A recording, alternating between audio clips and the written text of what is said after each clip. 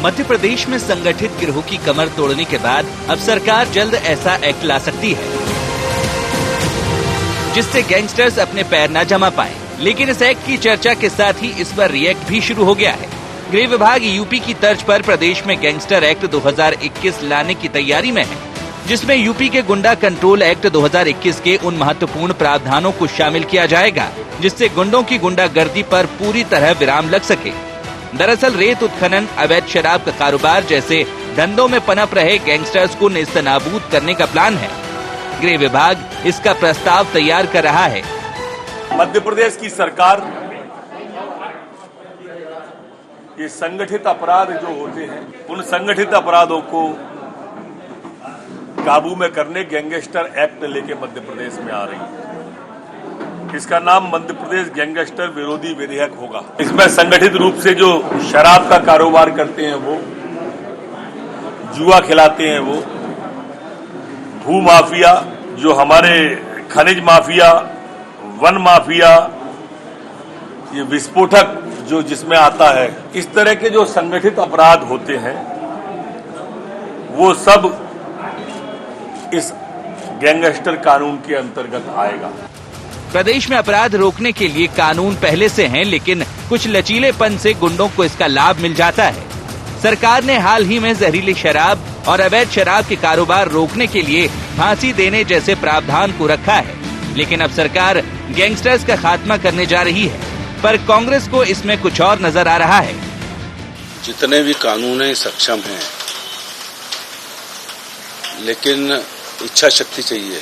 इस सरकार में इच्छा शक्ति नहीं है, इसलिए माफिया विकसित हो रहा है। कमलनाथ जी की सरकार जब थी तो माफिया दबे पांव या तो बाहर हो गया था या कमलनाथ जी सरकार ने उसको बाहर कर दिया था। ये लोग पहले भी लाए थे दुष्कर्म के खिलाफ, किसको फांसी दिला दिया? ये केवल पब्लिसिटी करते हैं, करोड़ों रुपए पब्लिसिटी खर्च करते हैं और नए नए कानून बनाते हैं, लेकिन उन कानूनों पे एक्ट नहीं कर पाते क्योंकि इनके ही लोग, बीजेपी के जो नेता होते हैं, उनका संरक्षण बाद है इस तरह के गैंगस्टर और माफिया। उत्तर प्रदेश में गुंडा एक्ट 2021, महाराष्ट्र में मकोका जैसे सख्त कानून से गैंगवार पर रोक लगी है। मध्य प्रदेश में इस तरह के गैंगवार कम ही दिखाई देते हैं, लेकिन गुंडों के सिर उठाने से पहले कुचलने की तैयारी का एक्ट यदि आता है तो फिर रिएक्ट कितना उचित है। Bureau report, IND 24।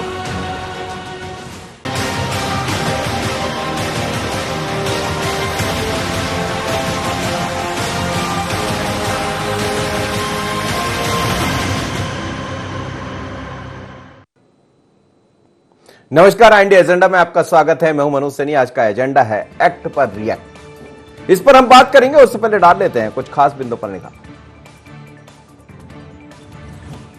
क्या गैंगस्टर एक्ट से अपराधों पर लगेगी लगाम? क्या सख्त कानून से अपराधियों में पैदा होगा खौफ? क्या अवैध उत्खनन और अवैध शराब के धंधे में पनपते गैंगवार को रोकने की कोशिश? सरकार के सराहनीय कदम से विपक्ष को ऐतराज क्यों?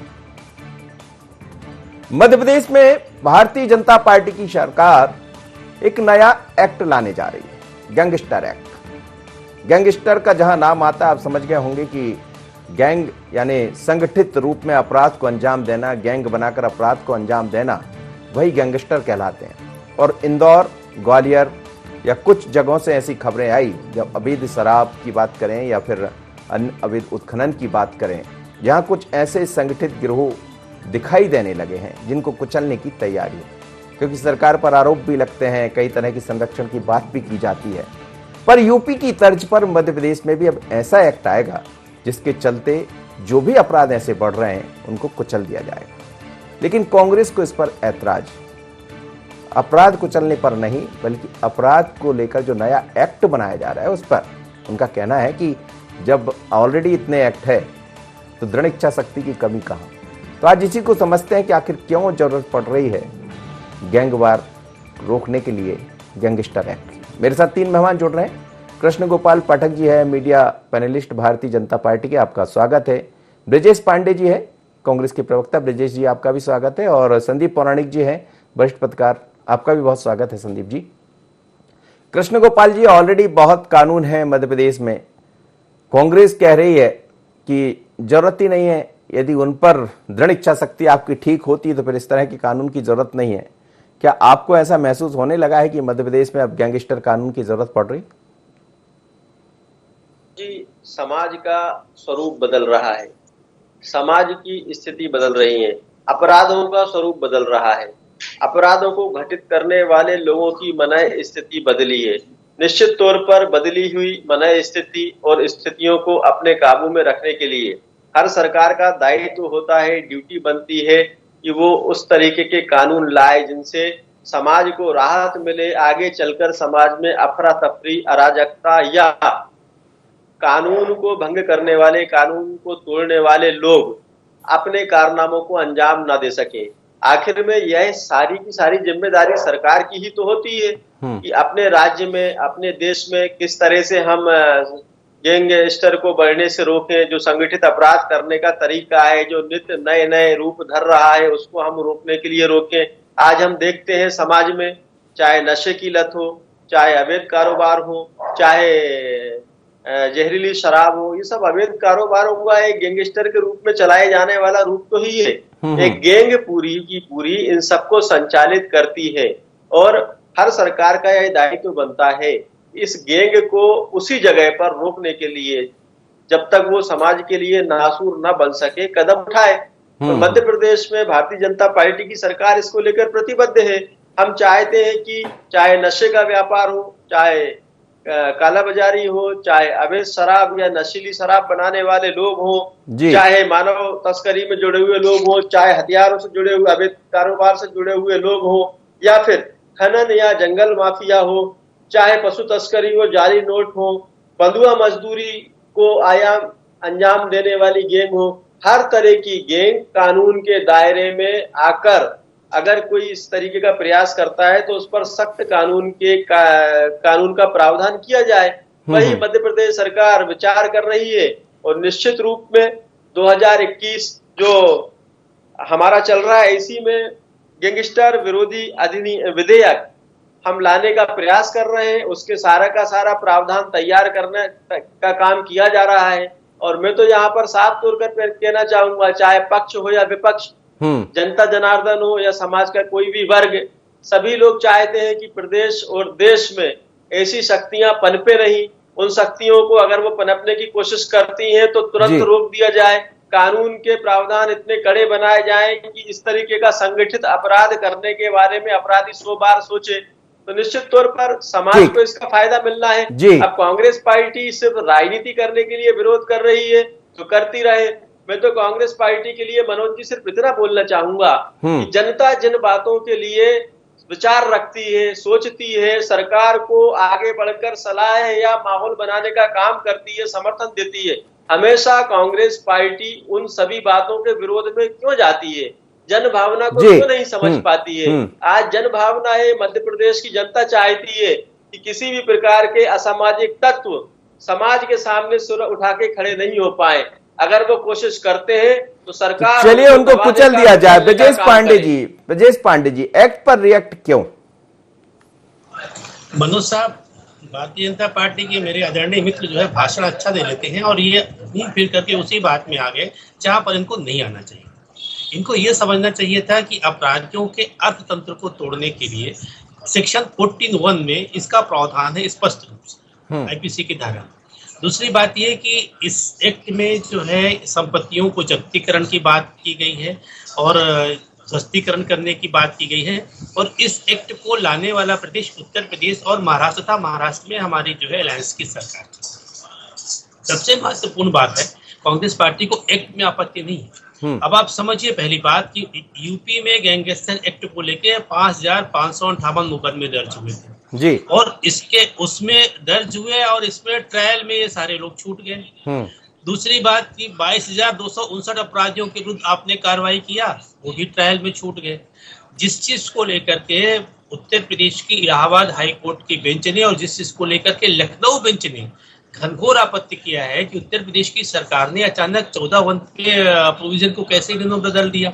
और इसके पहले भी मध्य प्रदेश के अंदर मैं आपको बांध के बताना चाह रहा हूँ, जिस तरह से भोपाल में हमारे बड़े वरिष्ठ पत्रकार बैठे हुए पौराणिक साहब उसको विस्तृत रूप से भी बताएंगे। मध्य प्रदेश के अंदर, भोपाल के अंदर गैंगवार होता है, कोर्ट के सामने होता है, इंदौर में घटना होती है।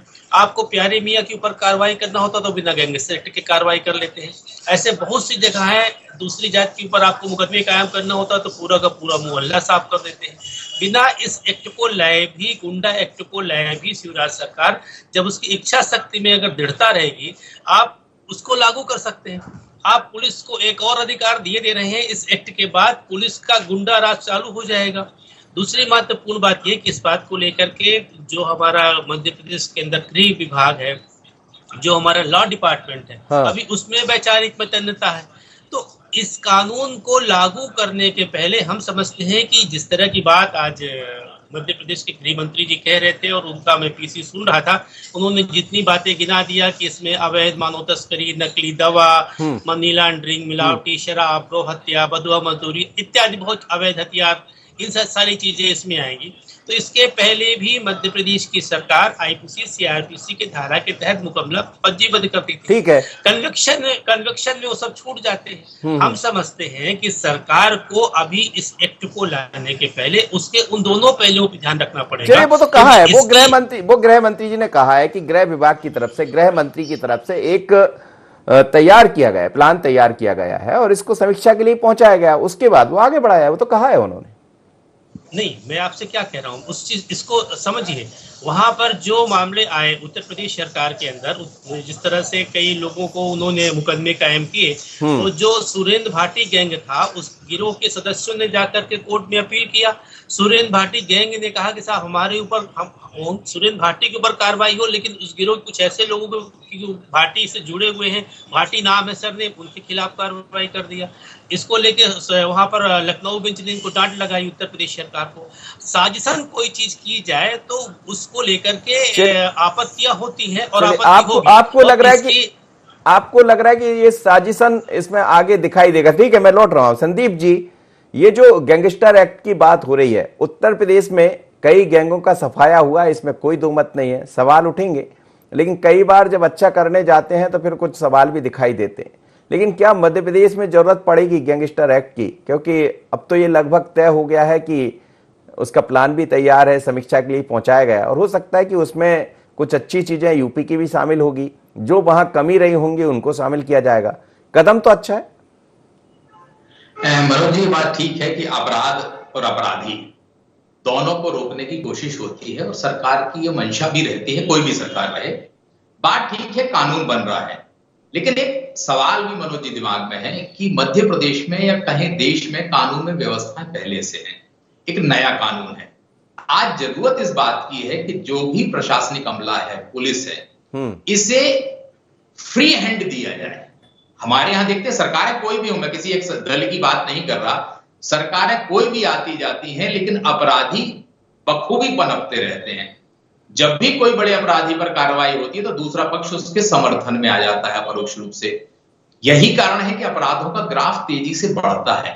कानून है आपके पास, ये कानून आएगा, इस पे किस तरह से कार्रवाई होगी, क्या होगा, ये तो हम नहीं कह सकते, लेकिन हाँ, कई जगह बेहतर काम हुए हैं। आज जरूरत इस बात की है कि मध्य प्रदेश में अगर आपको कानून ला रहे हैं तो उसके साथ आपको पुलिस को फ्री हैंड देना होगा। आपको पुलिस को कार्रवाई करने की आजादी देनी होगी, उस पर राजनीतिक दबाव नहीं होना चाहिए, एक पक्ष। दूसरा पक्ष यह है कि हम कानून बना सकते हैं, अध्यादेश ला सकते हैं। क्या हम अपनी पुलिस को अपग्रेड कर रहे हैं? जिस तरह के अपराध पनप रहे हैं, चाहे साइबर क्राइम पनप रहा हो, चाहे दूसरे तरह के अपराध पनप रहे हो, हमारी पुलिस क्या उसके लिए तैयार है या सिर्फ कानून से हो जाएगा? इसलिए जरूरत इस बात की है कि कानून आए, वो अच्छी बात है, उससे अपराध नियंत्रित होंगे। लेकिन दूसरा पक्ष भी है, अगर हम देखें तो पुलिस को भी आपको अपग्रेड करना होगा, पुलिस को भी सक्षम बनाना होगा, क्योंकि हमारे यहाँ जो इन्वेस्टिगेशन का तरीका है बहुत स्लो प्रोसेस है, क्योंकि हमारे यहाँ उस तरह की टेक्नोलॉजी से जो वर्तमान दौर में अपराध पनप रहे हैं, गैंग सक्रिय हो रहे हैं, उस तरह की सुविधाएं और ज्ञान हमारे पुलिस का कहीं ना कहीं थोड़ा कम है। इसलिए सरकार को कानून लाए, अच्छी बात है, पुलिस के अपग्रेडेशन पर, उसकी सुविधाएं बढ़ाने पर भी ध्यान देने की जरूरत है, मुझे ऐसा लगता है। जी कृष्ण गोपाल जी, ये जो जिन अपराधों की आप बात कर रहे हैं, अवैध उत्खनन, अवैध शराब, जब कभी भी कोई अपराधी पकड़ा जाता है तो उसमें फिर कई तरह की बातें सामने आती कि फलाने नेता का संरक्षण है, फलाने लोगों का संरक्षण है। ये एक बड़ी दिक्कत है। कानून बन जाते हैं, कानून के बाद इनका पालन कराने में भी शायद यही प्रॉब्लम आती है। जैसा ब्रजेश जी ने भी कहा, कुछ जिक्र भी किया उत्तर प्रदेश की घटनाओं का, और हाई कोर्ट का, वहाँ इलाहाबाद हाई कोर्ट का जिक्र भी किया। तो क्या इन सब पहलुओं पर भी सरकार विचार करेगी?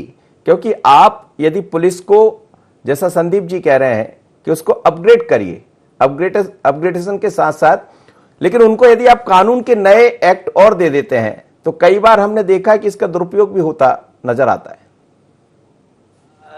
निश्चित तौर पर जो पौराणिक जी ने यहाँ पर बात उठाई है वो प्रासंगिक भी है, लेकिन कहीं ना कहीं सिस्टम को अपग्रेड करने का प्रयास भी सरकार द्वारा लगातार किया जा रहा है। और मैं तो राजनीतिक मतभेदों से या गुणा भाग से परे हटकर बात कहूंगा कि चाहे प्रदेशों में कोई सी भी दलों की सरकार हो, किसी भी प्रांत की सरकार हो, सब अपने अपने स्तर पर कानून और व्यवस्था और अपने सिस्टम को अपग्रेड करने का बराबर प्रयास करते हैं। कोई जल्दी कर पाता है, कोई धीमी गति से कर पाता है, लेकिन हर सरकार का उद्देश्य यही होता है कि जनता का जो बहुमत मिला है, जो विश्वास मिला है, उसको हम किस तरीके से जनता के विश्वास पर खरे उतरे। और जहां तक मध्य प्रदेश की बात है तो मैं बताना चाहता हूं कि जिस तरीके से आज सोशल मीडिया का भी यहाँ पर प्रश्न उठाया गया, या साइबर क्राइम, सोशल मीडिया से हमने साइबर शाखा मध्य प्रदेश में है, निश्चित तौर पर वो दिन प्रतिदिन अपग्रेड भी हो रही है, उन पे शिकायत भी दर्ज होती है, उन पर कार्रवाइयां भी की जाती हैं। इसके अतिरिक्त भी हम ये बिल्कुल नहीं बोलेंगे कि सब कुछ अपग्रेड है। मध्य प्रदेश सरकार लगातार हर व्यवस्था को अपग्रेड करने का प्रयास कर रही है। जहां तक कानूनों की बात है कि नए कानून क्यों आ रहे हैं, तो मेरे मित्र ब्रजेश जी से मैं कहना जरूर चाहूंगा कि बाबा साहब अम्बेडकर ने भी हम सबको संविधान दिया था, उसमें आपने संशोधन क्यों किए? लोकसभा में और राज्यसभा में कई आपने संशोधन विधेयक पास कराए, संविधान संशोधन जिनको नाम दिया गया। और तो और आपने 1976 में, जबकि हमारे यहाँ तो सब कुछ निरपेक्ष था, रात के अंधेरे में, अंधेरी काली रात में आपने धर्मनिरपेक्ष शब्द जोड़ने का काम किया। तो मैं समझता हूं कि समय समय पर आपने अगर गलत काम किए हैं, तो अगर कोई राजनीतिक दल सही काम कर रहा है तो उस पर प्रश्न चिन्ह नहीं उठाना चाहिए। हम समझते हैं कि आज सरकार की यह जवाबदारी है कि जिस प्रकार से अपराध और अपराधियों ने अपने काम करने का तरीका बदला है, तो हमें भी अपने सिस्टम को, न सिर्फ पुलिस को ही लेकिन कृष्ण गोपाल जी, एक सवाल उठता है कि यदि उन्होंने अपने काम करने का या अपराध को अंजाम देने का तरीका बदला है तो ये बदल कैसा गया? कहां कमी रह गई? क्या वो पुलिस के जो अफसर हैं जिनको जिम्मेदारी सौंपी जाती है, कई बार आप देखिए अभी इंदौर में जो मसला सामने आया उसमें कई ऐसे नाम सामने आ रहे हैं कि फलाने अधिकारी का संरक्षण मिलता रहा इसलिए ऐसा हो गया। अब सरकार सख्त हुई तो सख्ती दिखाने की जरूरत ही क्यों पड़ जाती? क्या अफसर इस बात को नहीं समझ पाते हैं? और यदि आप कानून को और सख्त करते हैं तो भी क्या वो समझ जाएंगे? प्रश्न उठाया है वो अपनी जगह बहुत वाजिब प्रश्न है, और मेरा ये मानना है और सभी नागरिकों का यह मानना है कि समाज में व्यवस्था बनाने वाले लोगों को, चाहे वह पुलिस तंत्र से जुड़े हुए लोग हों, चाहे जनतंत्र से जुड़े हुए लोग हों, चाहे लोकतांत्रिक प्रक्रिया से जुड़े हुए लोग हों, सबको कानून का पालन कराने में सख्ती और अपराधियों पर सख्ती की व्यवस्था लागू करना चाहिए। किसी भी प्रकार से अपराधियों को और अपराध को संरक्षण देने वाला किसी भी मंतव्य का काम नहीं करना चाहिए। और मैं समझता हूं कि समाज को और व्यवस्था को, चाहे राजनीतिक व्यवस्था हो, चाहे प्रशासन से जुड़ी हुई व्यवस्थाएं हो, उन सबको अब इस दिशा में आगे बढ़ना पड़ेगा। कहीं ना कहीं मनोज जी कमी तो होती है, जब तो आज पूरे देश में हम सभी प्रांतों में देखें, मानव तस्कर की घटनाएं भी सामने आती रहती हैं, जुआ सट्टा की घटनाएं सामने आती रहती हैं, साथ में जो गैंगस्टर यानी गैंग बनाकर लोग काम करते हैं, संगठित रूप से अपराध करने का काम करते हैं, कहीं ना कहीं तो उनको मैं समझता हूं कि प्रश्रय या रोकने में सफलता हासिल नहीं होती जब तो उनके हौसले बढ़ते हैं। और अगर कोई सरकार, मध्य प्रदेश सरकार इन सब व्यवस्थाओं को खत्म करने के लिए, अपराधी और अपराध पर नकेल कसने के लिए यह कानून का प्रारूप लेकर आ रही है जिस पर विचार मंथन चल रहा है, तो सभी राजनीतिक दलों को चलिए स्वागत करें। ब्रजेश जी आप उत्तर प्रदेश की कुछ इस दिशा में आगे बढ़ना चाहिए। ब्रजेश जी आप यूपी का जिक्र कर रहे थे कुछ घटनाओं का, और यूपी के कुछ प्रावधान इस एक्ट में भी शामिल होंगे, चूंकि आप कानून के जानकार भी है, पर सवाल ये भी है कि क्या यूपी में अपराध नहीं रुका? आपको याद होगा, आप तो बड़े नजदीक से वहां से जुड़े हैं, उत्तर प्रदेश की स्थितियां क्या थी? अपराध पर लगाम तो लगा है। हाँ, ये बात अलग है कि और उसमें तमाम तरह के आरोप प्रत्यारोप लगते रहते हैं। वो तो जहां भी अच्छा काम होता है तो आरोप लगते हैं, और यदि उसी स्टाइल में यहाँ हो जाए तो उसमें दिक्कत क्या हो रही कांग्रेस में? नहीं, कांग्रेस को दिक्कत बिल्कुल नहीं हो रही मनोज साहब। मेरे मित्र भी समझ नहीं पा रहे हैं कि मेरी मंशा नहीं समझ पा रहे हैं कि मैं इनसे जो कह रहा हूँ इसको पहले समझे। मैं ये कह रहा हूँ कि उत्तर प्रदेश की सरकार ने जैसे मुख्तार अंसारी के ऊपर मुकदमा कायम किया, अतीक अहमद के ऊपर मुकदमा कायम किया, ऐसे करीब 74 लोग खिलाफ और मुकदमे कायम किए। ये सब जब ट्रायल कोर्ट में आते हैं ना, सेशन कोर्ट में, तो इसमें से अधिकतर लोग छूट भी गए।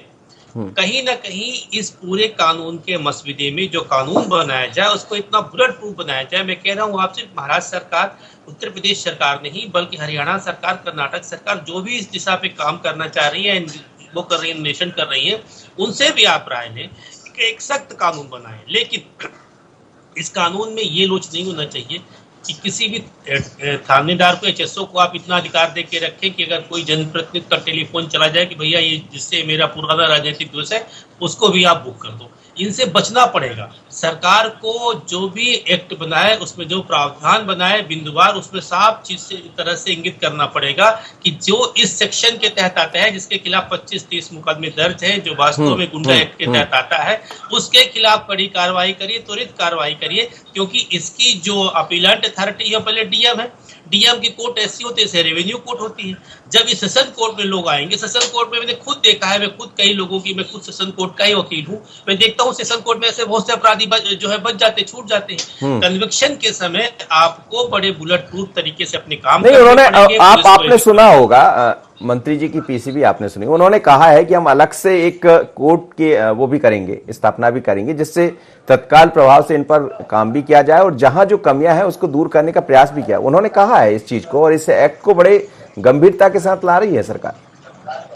सरकार इसके पहले लव जिहाद की बात करती थी, गृह मंत्री जी की मैंने वो वाइट भी सुनी थी।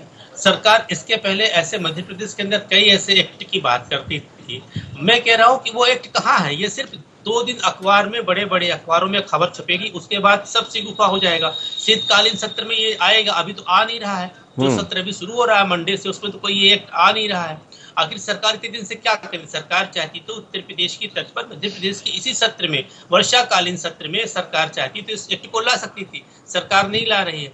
खैर छोड़िए सरकार की, लेकिन मैं इतना कहना चाह रहा हूँ कि आईपीसी की जो भी धाराएं हैं, ये बड़ी बड़ी बातें कर रहे थे हमारे मित्र पाठक जी। डॉक्टर भीमराव अंबेडकर का संविधान तो हम लोग रोज पढ़ते हैं और रोज उसकी दुहाई देते हैं। कम से कम डॉक्टर भीमराव अंबेडकर को आप याद कर रखे हैं, ये अच्छी बात है। लेकिन कोई भी एक्ट अगर संसद से पारित हो या विधानसभा से पारित हो तो सत्ता पक्ष को हमेशा विपक्ष को विश्वास में लेकर के कोई एक्ट को पास करना चाहिए। ठीक है, उसको किसी भी तरह से। गोपाल जी जल्दी से कुछ बोलिए, मैं संदीप जी की प्रतिक्रिया लेना है। क्या बोल रहे हैं आप? देखिए मनोज जी, मैं ब्रजेश जी के माध्यम से पूरी कांग्रेस पार्टी को, उनके प्रदेश अध्यक्ष जी को और जो भी उनकी वर्किंग टीम है, हम सबको आमंत्रित करते हैं कि इस विधेयक में अपने आप सकारात्मक सुझाव दीजिए। निश्चित तौर पर हम सब मिलकर मध्य प्रदेश में संगठित अपराध को खत्म करने की दिशा में एक साथ बढ़े। हम आपको ब्रजेश जी आमंत्रित करते हैं, आपके माध्यम से। ठीक है, अच्छी बात, बहुत अच्छी बात है। संदीप जी, कई बार जब हम कानून को सख्त कर देते हैं तो उसका लाभ दूसरे लोग भी उठाते हैं अलग तरीके से। ये भी, और ये पहली बार नहीं हुआ, हमने महाराष्ट्र में भी देखा, उत्तर प्रदेश में भी इस बात को देखा, ये आरोप प्रत्यारोप लगते रहते। तो क्या इसमें कोई ऐसे प्रावधान भी सरकार रखेगी कि उन आरोपों से बचा जा सके? क्योंकि होता है कि कानून तो सख्त बन जाता है, लेकिन सख्ती किसके ऊपर होती है वो भी नजर आता है। मनोज जी, बात बिल्कुल सही है कि जब भी कानून बनते हैं, सख्ती की बात होती है तो सबसे कमजोर आदमी उसकी जद में आता है। सरकार को ये प्रयास तो करना ही होगा, जो प्रावधान होगा, पर अभी अपन नहीं कह सकते हैं। जिन राज्यों में इस तरह के कानून बने हैं उनमें जो खामियां कमियां रह गई हैं उनको सरकार को अपने से दूर रखना होगा। जो नया विधेयक लेके आ रहे हैं वो गुंडा एक्ट का, कोशिश ये होनी चाहिए कि वाकई में बदमाश पर कार्रवाई हो, गुंडे पर कार्रवाई हो, कमजोर आदमी पर कार्रवाई नहीं हो। लेकिन मनोज जी, मैं एक चीज और कहूंगा कि हमें राजनीतिक दखल को कम करना होगा प्रशासनिक अमले में। उन्हें कहीं ना कहीं आजादी देनी होगी काम करने की, लेकिन इतनी भी आजादी नहीं कि वो निरंकुश हो जाए। ये काम सरकार का है। बेहतर कानून तभी बन सकता है जब सरकार समन्वित प्रयास करे, राजनीतिक दलों से चर्चा करे और दीगर राज्यों के कानून का अध्ययन करे। जैसा गृहमंत्री ने कहा है, अगर एक अच्छा कानून बनता है तो ये राज्य के तो हित में होगा ही, समाज के भी बड़े हित में होगा। चलिए, बहुत अच्छी बात आपने कही। आप सभी मेहमानों को बहुत धन्यवाद। समय इजाजत नहीं देता है, लेकिन मध्य प्रदेश में अब एक नए कानून लाने की तैयारी है और यह होगा गैंगस्टर एक्ट, जिसके तहत ऐसे लोगों पर कार्रवाई की जाएगी जो संगठित गिरोह के रूप में अपराधों को अंजाम देते हैं। जैसा हमने शुरुआत में कहा, कई जगह से ऐसी खबरें सामने आई और सरकार खासकर अवैध उत्खनन, अवैध शराब या फिर वन अमले पर जो हमला करते हैं या इस तरह की घटनाएं सामने आती है, तो ये तमाम तरह की चीजें इसमें शामिल की जाएगी। लेकिन जब कड़े कानून बनते हैं तो कुछ चिंता भी सामने आती है। तो क्या सरकार उस पर भी विचार करेगी? ऐसा ना हो कि एक और हथियार उन अफसरों के हाथ में आ जाए जिसके कारण आम जनता उसका शिकार होती रहे। बने रहिए IND 24 पर। मुझे दीजिए इजाजत। नमस्कार।